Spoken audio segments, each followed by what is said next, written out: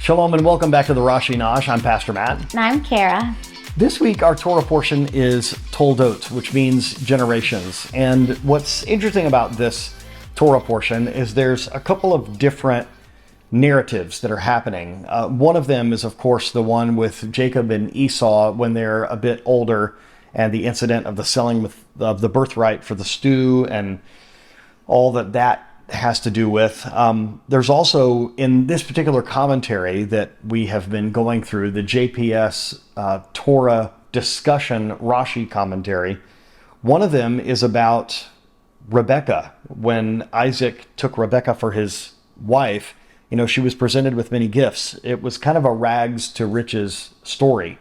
So that's one of the narratives that is focused on in this commentary. But there is a section on page 19 of this commentary, which is entitled, "It's Not My Fault."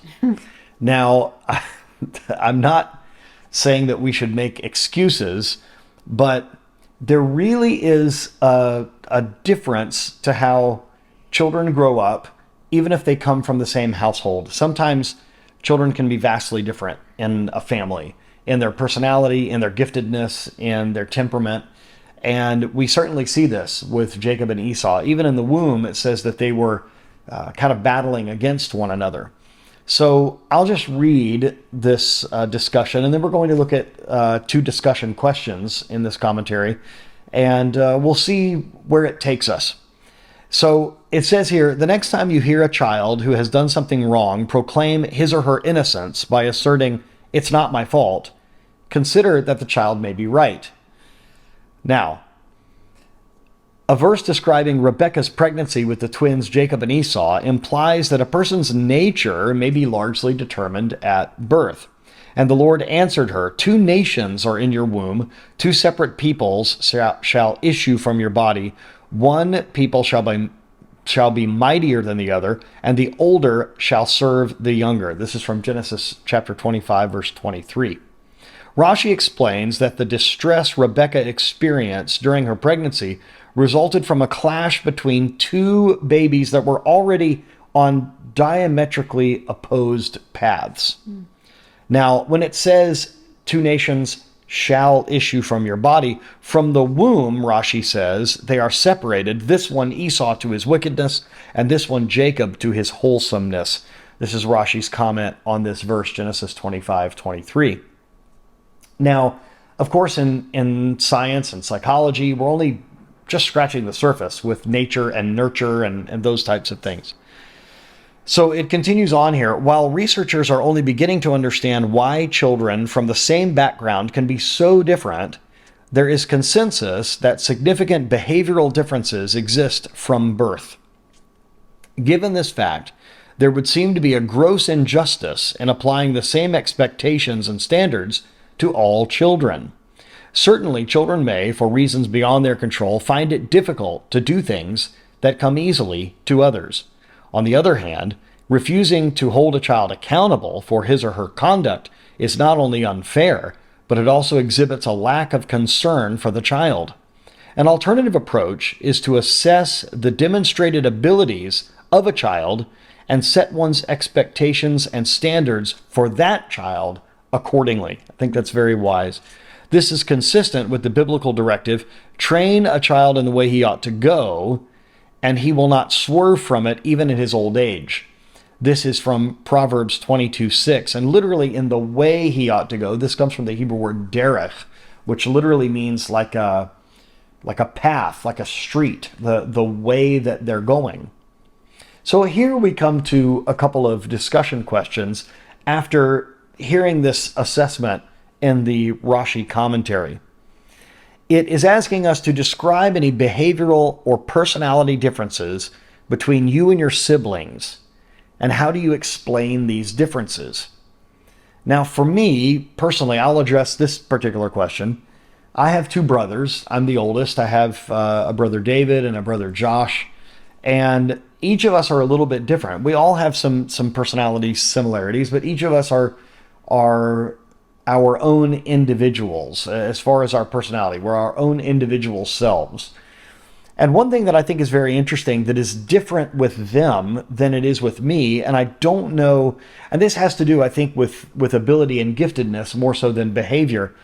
They can see things that I can't see. If there is something that needs to be built or designed or something like that, they somehow can see in their mind's eye how to design something that is a solution to a problem, or perhaps even building something to do with a home or a project within the home.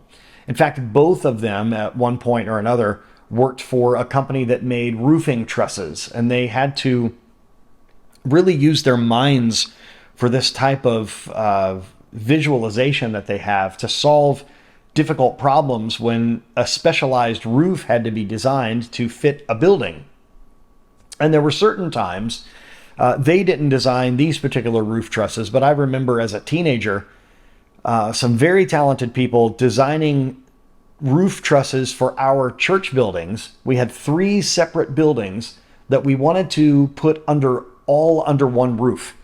And it was a very difficult job because each of these buildings were built at different times and they had different roofs on them. There was a lot of engineering and ingenuity, a lot of imagination had to be put in to the solution of how do we put all 3 of these buildings under one roof and do it in a way that's going to be cohesive. And now, if you were to look at the exterior of our church, you would never know it wasn't originally built that way or designed that way. They have this ability. And I've even seen them in the drama department of our church, designing a set for a play. Maybe we need to make the stage in the church, the platform, look like the inside of a house.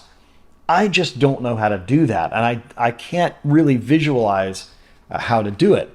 And so normally if I need something like that done, I'm going to either them or somebody like them to help me visualize how to make that work. That's not really my particular giftedness. In fact, we have a project.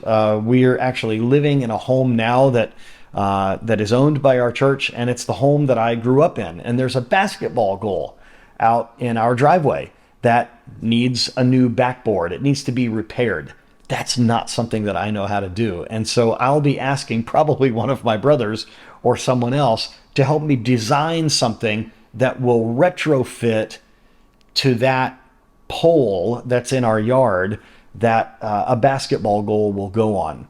So that's something that it's a little bit different in just in the way that we think, the way that we can visualize things.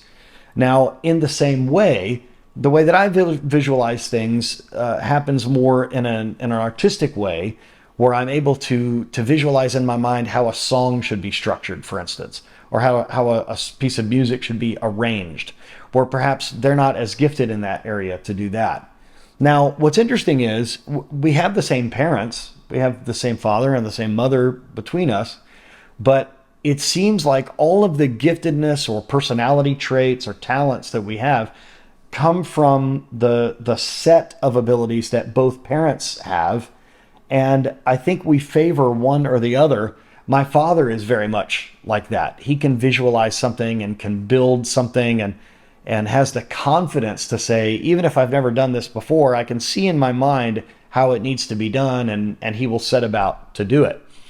He had a large hand in building the house that we're in now. It's just the way that he's designed. Now, my mother, on the other hand, is more of a poet and a writer, a songwriter, someone who's more creative. And perhaps I get that from her side of the family. But anyway, that's, I think, a way that we can look at Jacob and Esau. They're coming from the same mother, from the same father, but they're different. And I think it's that way in every family. Mm-hmm. Number 2, it asks us to describe a quality or an ability of yours that came naturally, and how have you capitalized on this capacity to enhance your life? That's the one that I'll ask you. I know something that I'm thinking of in your life, but what's an ability of yours that comes naturally, and then have you used that in a way to enhance your life or career or something like that? Well, I know you've mentioned that you find me very detailed and organized. Very much And so. I do It think that that saves my has life. come naturally to me. I don't think there was ever a time where I said, well, I want to get better at that. Let me, whatever. It has definitely been something that that's just the way my mind processes things.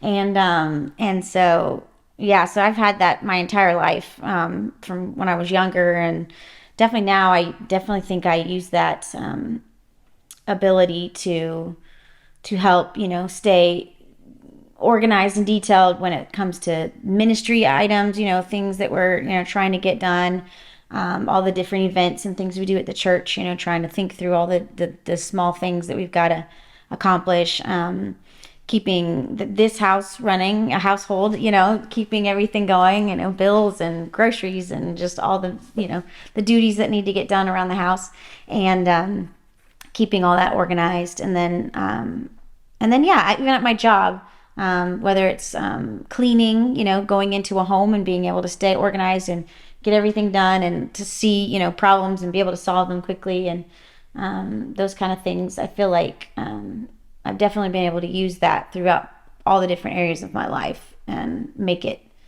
work for not just me, but for those around me. I feel like. And it certainly helped us and our family, and you've helped me a lot with that. The other thing that I think you're really good at is I will look at a task and that I need to accomplish, or a project that I need to finish, and it will seem so big and insurmountable. But you're very good at organizing steps and checklists on, well, first you just need to accomplish this, just take care of this, and then once that's done, then you could do this. And then it works out in a very organized and systematic way, where my brain tends to look at everything I think my mind works a little bit more like a bowl of pasta, like a bowl of spaghetti. Everything is kind of intertwined. And More like Legos, where I want to just yes, stack the individual things together. yeah, and I think that's wonderful. And there's not, it's not that one way is wrong and one way is Yeah. right. I think there are sometimes benefits to the way that I look at something, but certainly when something needs to be accomplished or a task needs to be prioritized, your organization has certainly helped us in our marriage. Because I'm an extremely creative person, a lot of times that goes hand in hand with being a bit forgetful. And I remember one time going to an event where I had to sing, and I had forgotten my microphone. And the next time that I was going out to do something, you had made a checklist of just a simple list of, do I have everything? And just the way that my mind works, I don't think that way. I think, well, if everything was in my little case that I have all my music stuff in, if it was there last time, it's still there. Not thinking of it, it may have been borrowed, or I may have taken that microphone out to use for something else and I have forgotten that. So just something so simple as making a checklist does not come naturally to me.